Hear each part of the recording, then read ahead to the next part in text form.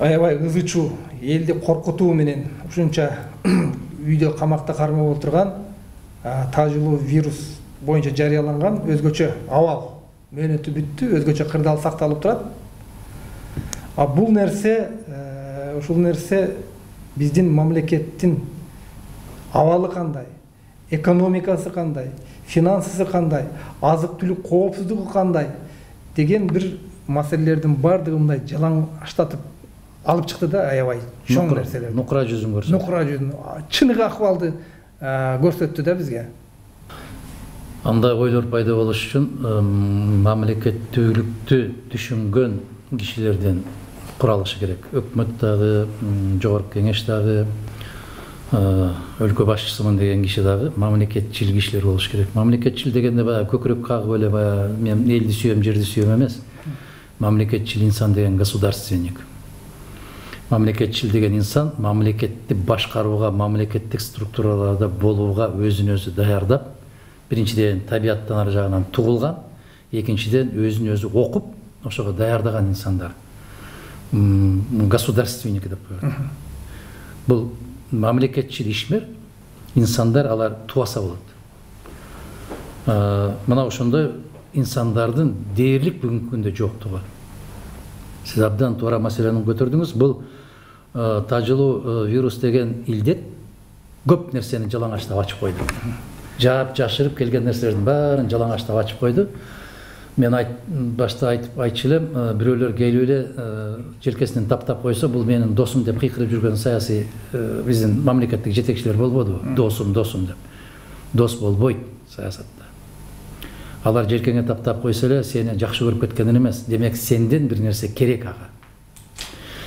Бул илдеттен кийинки жалаңачталган маселе ар ким өзү үчүн күрөшөт. Ар бир мамлекет өзү үчүн күрөшөт. Сенин кошунаңбы, сен бул баягы саясий, аскердик же башка бир биримдиктин мүчөсүсүнбү, ага карабайт.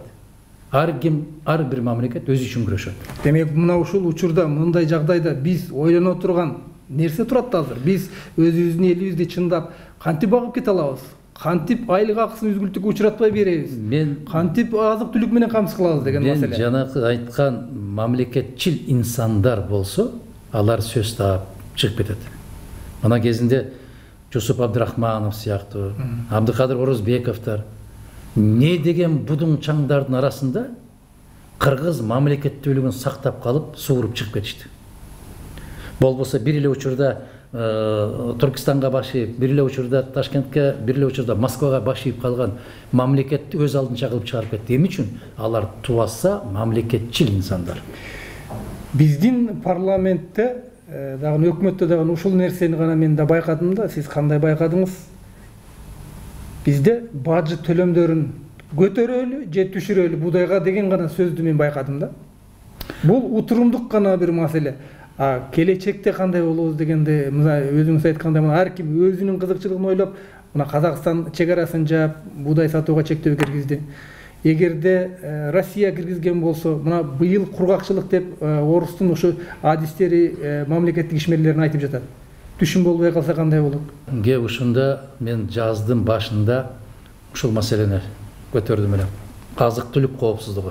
Тилекке каршы бүгүнкү күндө жана Жээнбековдун тегерегинде гана коопсуздукту ойлошот да. Жок, садагам. Жээнбековдун эмес, мамлекетти сакташ жөнүндө кеп кетип баратат. Жээнбековдун ордуна 70 Жээнбеков келсе деле ал келет кете турган инсан. Мамлекетти, улутту кандай кылып сактайсың? Деп ушунда. Кантип сактап калыш мүмкүн? Караңызчы, мына Оренбургдун жеринде 80ге жакын кыргыз жарандарыбыз талаада жатат. Нөшөрлөгөн жаан жааса дагы, 30га чыккан жылуулук ысык болсо дагы ошол жерде жатышат. Ошол 80 биздин азаматыбызды алып келгенге кудурети жетпеген бийлик 100 000 деген тонна буудайларга келишим түзүп, алып келгенге кудурети жетеби? Жетпейт. Бул оору азыркы түзүлгөн кырдаал биздин улутту дагы ойлонтура турган болуп калды. Башта акча менен чечилип, акчаң болсо чечилип келген маселе бүгүн ал чечилбей калды. Бүгүн акыл эс талап кылынып калды.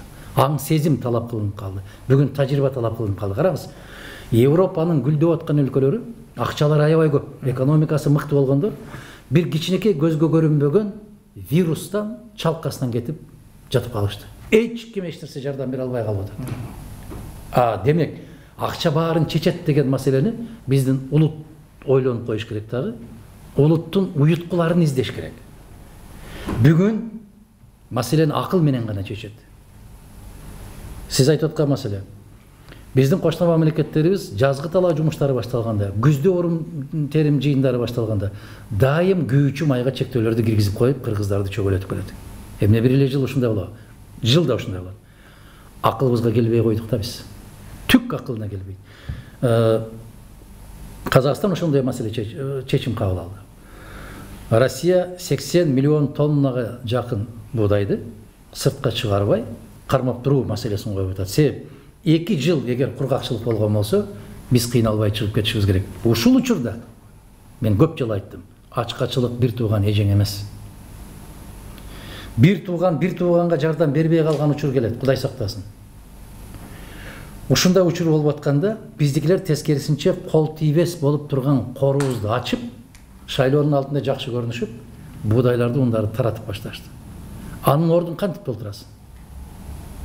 Мына кечээ бир керемет сөз айтылды да, 121 миллион доллар жардам алып, анан кайра 121 миллионду кайтарыш үчүн кайрага карыз алып. Момундай айтканда, кар томолонгон сайын биздин карызыбыз өскөндөн өсүп баратат. Ошону ойлонууга кудурети жеткен, сабаттуу, таланттуу, тажрыйбалуу өкмөтүң да жок, жогорку кеңешиң да жок, президентиң да жок. Бүгүнкү күн менен алек. Мына караңыз. Боорукердик жардам деп ар бир дүкөндөрдү кысып, коркутуп, баштыктарды жасатып, анан алып барып таратышып атат. Уят маселе бул. Бул өтө чоң уят. Анан Жээнбеков өкмөткө айтып атат, сырттан акча издегенди күчөткүлө.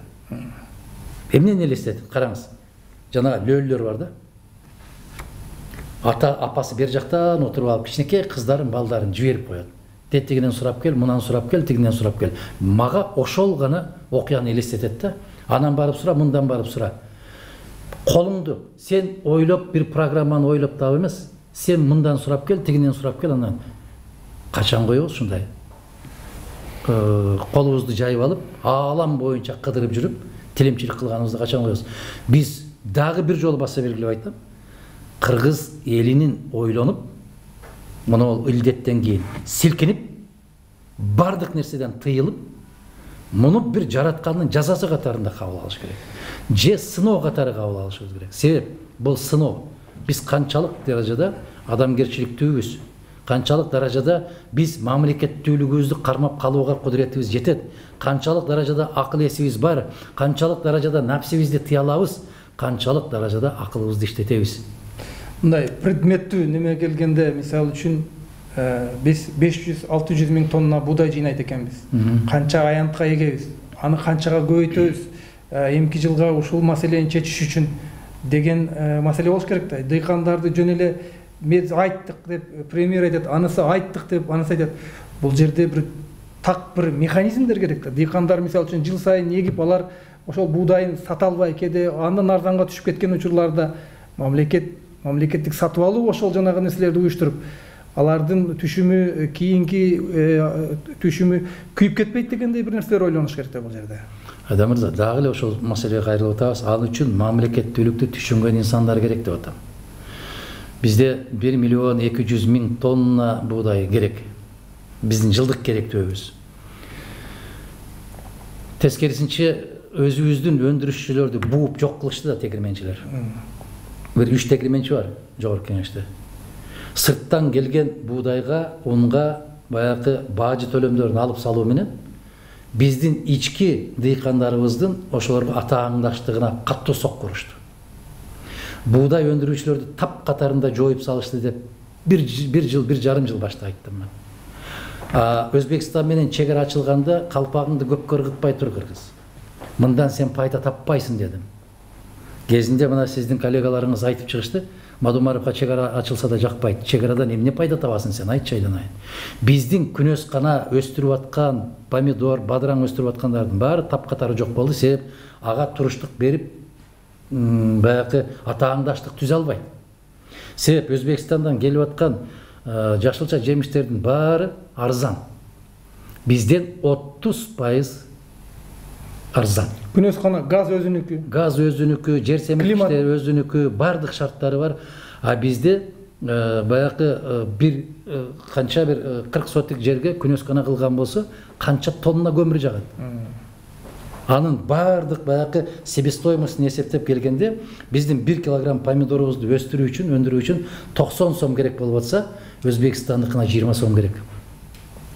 Мына натыйжада биздин дыйкандардын баарына сок курулду. Баягы тегирменчилер мыйзам жаза коюшуп, эми эл да ойлонуш керек да.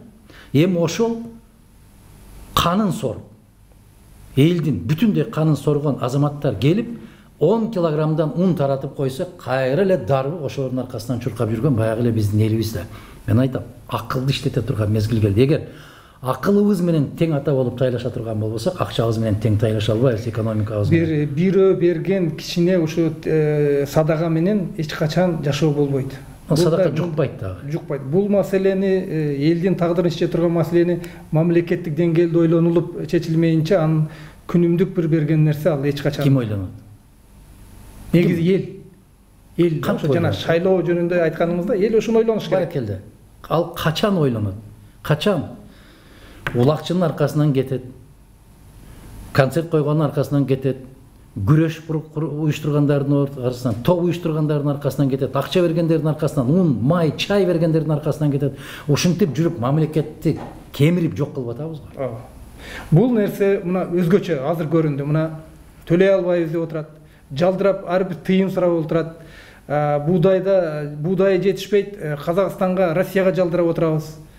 Булардын бардыгын ушул илдет аябай көрсөттү. Негизи эле ушул илдет жөнүндө алганда бул нерсе бир корона психоз жаратып, элдин ушунчалык үшүн алып, биздикилер баягы аддар болсо эшек кошо дарбайт дегендей бир акыбалга жеттик.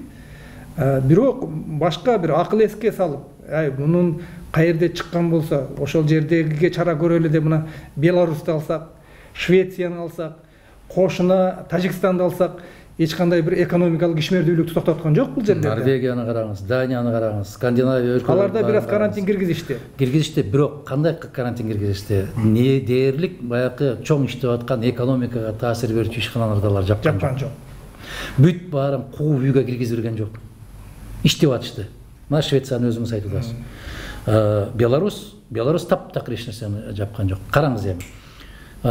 Кыйкырып чыгышты, могул жерден дагы кээ бир профессорлор кыйкырган. Мадумаровдун жакшы көргөн мамлекети дегендей кылып. Бүткүл дүйнөлүк саламаттык сактоо уюмунан өкүлдөрдү ачык чакырды Лукашенко. Ишенбейсиңер, келгиле деди. Өлкөбүз ачык, келип өзүңөр текшерип кеткиле деди. Текшерип кетишти. Аргасыз эч кандай бир коронавирус деген бир мындай бир эмне жок. Апаат болуп кетти. Вирус бар, бирок апаат болуп кеткен жери жок. Вирусту мен дайым айтам, вирустан текшерсе баарыбыздан чыгат. Анан биздин дарыгерлердин айтуусу, көпчүлүгү ооруп атканын билбей өткөрүп атат дейт. Туура. Симптому жок. Симптому жок дейт. Анда бул силер айтып аткандай бир бөкөчө коркунуч эмес экен го. Ооруп аткан киши да сезбейт экен. Тескерисинче, сасык тумоо тийип калса 5 күн үйүңдөн тура албай чыга албай жатасың. Мурдуңдан да токтобой, көзүңдөн да токтобой. Андагы SARS деген чыкты, мындан 2 жыл башта. SARS-дагы өлүм канча пайызга көп мына тажылуу вирустан деп атат. Бул оюн, дагы бир жолу айтам, бул аябай чоң оюн, биздин баягы сабатсыз бийлик ошол оюнга кошулуп алды да. Үйүңдө бол, үйдө бол, үйүңө кир. Үйүңө кир деп кыйкырбаган же бир артист калган жок, Караңыз, ошол эртең уялса керек дейм да, ошо үйдө бол дей бергенден. Мен айттым эле, ошо үйдө бол десе, буудайды сен себесиңби? Картошканы сен олтургузасыңбы? Бакты сен карайсыңбы? Чөптү сен чабасыңбы? Малды жайытка сен чыгарасыңбы? Мени Айдан мырза аябай каттуу таң калтырган маселе ушул болду да. Мына Ысык көлдүн бир жеринде ошол илдетке чалдыгып калды дегендерге күмөн болгондорду текшерүү үчүн бир аз кармай турган жерди киргизебиз деди. Караңызчы, элдин баары чыгып алып таш бараңга алып, бул жерди кылбайбыз. Анан мен элестеттим. Биз не болдук? Биз кандай мыкаачылыкка барып калдык? Бизден неге ушундай сезимдер кетип калды? Кече 75 жыл башта Улуу Ата Мекендик согушта Ленинградтан, башка жактан келген 300 000 киши келгенде жеп олтурган наныбызды жерге коюп ошолорго берип, ичип олтурган тамагыбызды, кесебизди ошолорго берип, кучагыбызды жайып тосуп алган кыргыз, касиеттүү кыргыз бүгүн бир тууганыңдан бирдеме чыгып калды десе тепкилеп ар бир айылга теректерди кулатып тос. Пейилиң кайда кетти Садагам? Эмне пейил болуп калды Садагам? Кыргызым, айланайын, кыргыз. Жүрөгүн алып бүттү да, кыргыздын жүрөгүн алып бүттү. Сен ушунчалык коркосуңбу? Сен ушунчалык титирейсиңби, айланайын, Садагам? Ушундай акыбалга жеткирди бул. Неге улут ушундай болуп калды? Менин бүтүндөй жан дүйнөм жанчылып ыйладым мен. Не болдуң, кыргыз, Садагам? 300 000 бөтөн элди кучагыңа батырып, бир кесе ичип аткан аталаңды бөлүп, 30-30 жылдардагы ачарчылыкта да Казакстандан келгенде үйүңө киргизип төшөгүңө каткан кыргыз элем айланайын, Садагам. Сен кече ушу Ленинградтан, блокададан балдар келиптир деп өз кучагыңа алып өз балдарыңдай бактың эле го, Садагам, кыргызым. Бүгүн өзүңдүн бир бооруң ушундай болуп атса, неге тепкилеп атасың, айланайын? Не болдук биз, улут катары не болдук?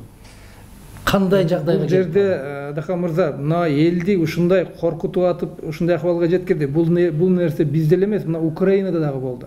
Ал жерде да ушундай вирусту жуктурган адамдар алып келиптир десе, айылда бир райондордо тополоң чыгып, граждандык согуш башталгандай бир акыбалга жетип калышты. Мен көрдүм аны. Мен көрдүм. Бирок башка эл ушундай экен деп, менин касиеттүү кыргызым жакшы жагына жарышалычы. Жаман жагын коелучу. Мен айтканым ушул аябай теледи көрсөтүү, башка жактардан улам коркутуп атып, элди ушундай деңгээлге жеткиргенде. Наалат болсун. Ошол күндө КТР, ЛТР 5 каналынан тынбай сайрагандарга наалат болсун. Ушунчалык биз мынчалык даражада коркокпуз деп ойлочу меселем мен. Эми мына эл өзүн өзү көбүнчө өзүн өзү багат. Бизде бизнестин дагы, экономиканын дагы, коммерциянын, сооданын борбору Бишкек менен Ош. Бардык маселелер ушул эки шаарда чечилет. Негизинен. Бир мисал үчүн дыйкан үчүн тракторун оңдогонго бир тетик алайын десе дагы ушул жака келип алып кетиш керек. Же кредит алам десе дагы ушул жака келип алып кетиш керек. Эми толгон токой маселе ушул эки шаар аркылуу чечилет көбүнчө. Ушул жерге келишип алып кетет бардык жокту. Эми азыр эки шаарды жаап алып отурушат. Бирок кантип болбосун бир азап тозок менен өтүп атышат дагы эле эл. Бул не деген бир мындай элди бир азапка салуунун бир немеси. Өз элине күйбөгөн, элдин көөдөнүндөгү дүйнөсүн түшүнбөгөн түркөй кемчонтойлор деп айтам мен. Менимче жалгыз Мадумаров какшап келген болсо эл өзү көрдү го.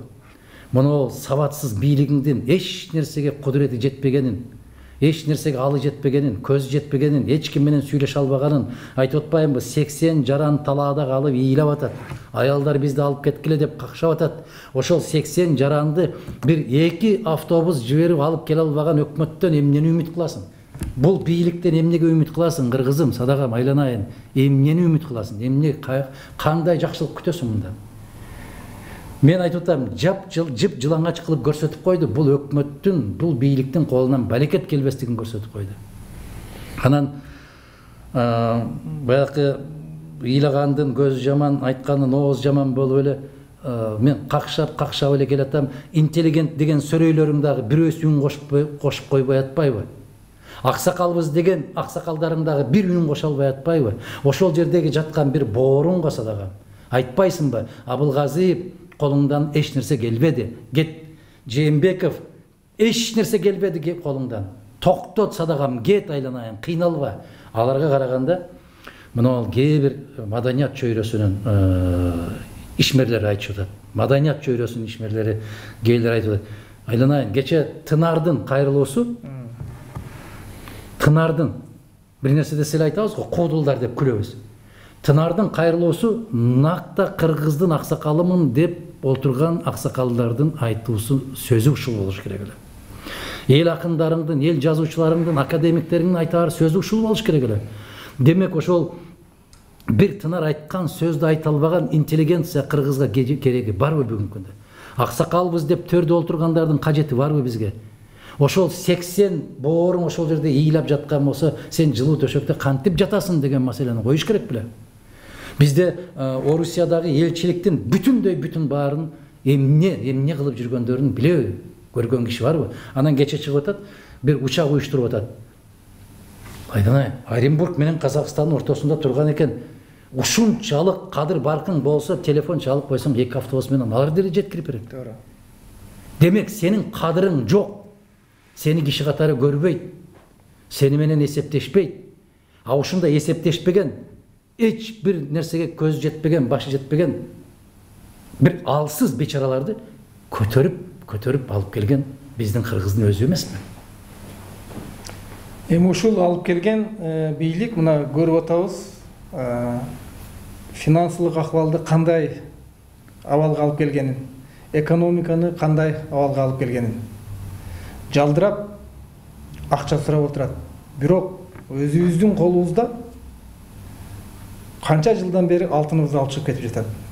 Мына Кумтөрдөн жыл сайын 800-900 миллион доллар алып чыгып кетет. Бизге таштаганы 80 миллион. Биз азыр ушу коронавирустун айынан форс-мажордук бир акыбалга келдик. Себеби мамлекет өзүнүн милдетин аткара албай калып атат. Пандемия ушун бир неме кылып туруп, биздин парламент, өкмөт уюшкандык менен бул маселени карап, 50% алтынды биздин колубузга алышыбыз керек бул учурда. Себеби абал ушуга алып келип жатат. Мен мындай цифралап айтканда, ал жерде Кумтөрдө 1 унция алтынды өндүрүш 553 доллар. 1 унция алтындын дүйнөлүк рыноктогу азыркы баасы, сиз билесиз, 1700 доллар. 1200, 1100 доллар таза кирешени алып кетип жатат. Айдан мырза, баары бири-бири менен байланышканда, мына караңыз, сиз айттыңыз 800 миллион доллар пайда табышат, кыргызга 80 миллион карматып коет. Бийликке. Бюджетке деп беришкен. Куржунуңа салып ал деп. Разы болуп жатып калышат. Бата беришет. Калпак кийгизип, чапан кийгизип. Караңыз, бул кайдан өсүп чыгат? Биздин эл ушундай. Шылуундар келип, териңди шылып, ошонун бир учун сага берип коет, шайлоо күнү 3 күн жүргүрөсүн ошого. Териңди шылып атканын түшүнбөй атат менин элим, түшүнбөйт. Ал бирөө бекер берди деп атат бир нерсени, баягы ун берип койсо, май берип койсо, акча берип койсо бекер. Бекер эмес, сен териңди сатып атасың. Сен дүйнөңдү, келечегиңди сатып атасың. Мамлекетиңди. Билесизби, уурлар 2 түргө бөлүнөт дейт. 2 түргө. Бир уур болот дейт. Ал сенин буюмуңду уурдайт дейт. Экинчи уур болот. Ал сенин келечегиңди уурдайт дейт. Мына ол депутаттар, элдин бийлиги, элдин үнүн сатып алгандар, добушун сатып алган. Президенттин шайлоодо элдин канын ичип сатып алган. Булар сенин келечегиңди уурдап атат. Муну менин элим түшүнбөй атат да, айланайын. Бир нерсе десең сага каршы чыгып атат да. Баягы мына мен могул жерде кошуна болуп отурган бир комната бар, ишкана. Ошол жерге бир 15 журналист алышты. Кудайдын куттуу күнү бир инемди жалдап алып, Кудайдын куттуу күнү Мадумаровду каралап отурасыңар деп ушуларга айлык төлөп атат. Булар түшүнбөй атат. Мени каралаба. Сен садагам, сен өзүңдүн келечегиңди жеп атасың. Сен мамлекетиңди түгөтүп атасың. Мени түгөтө албайсың. Мага жараткан канча өмүр берсе ошончо жашайм. Менин рызкымды кыя албайсың. Сен мамлекеттин рызкысын, келечекти кыйып атасың. Мына ушул жөнөкөй сиздин буюмуңузду уурдап алган кишини алып барып камайт. Мамлекеттин келечегин уурдап аткан кишилерди тескерисинче милиция кайтарып жүрөт. Элдин акчасы менен аларды коруп жүрөт. Мына ушул жөнөкөй акыл жетип турган нерсеге түк түшүнбөй койгон кайран менин элим болуп турат. Эмне берет экен? Канчадан берет экен? Түшүнүңүзбү? Ушул суроо. Биздин мамлекетибиз эртең кандай? Сиз айтып атасыз. Бүттү бул. Кыргызстандын орду кайда болот? Муну бир Кудай билет. Кыргызстандын орду өтө опырталдуу. Сиз айтып аткандай бир сөздү айта албай атасыз да, дефолт мамлекет болуп атат. Дефолт деген сөз тышкы милдеттерин дагы, ички милдеттерин дагы аткара албай калган өлкөнү ушул дефолтко жолукту дейт. Жаман айтпай жакшы жок дейт. Ар бир нерсенин артында жакшылык бар. Факт жүзүндө дефолт болду. Болду.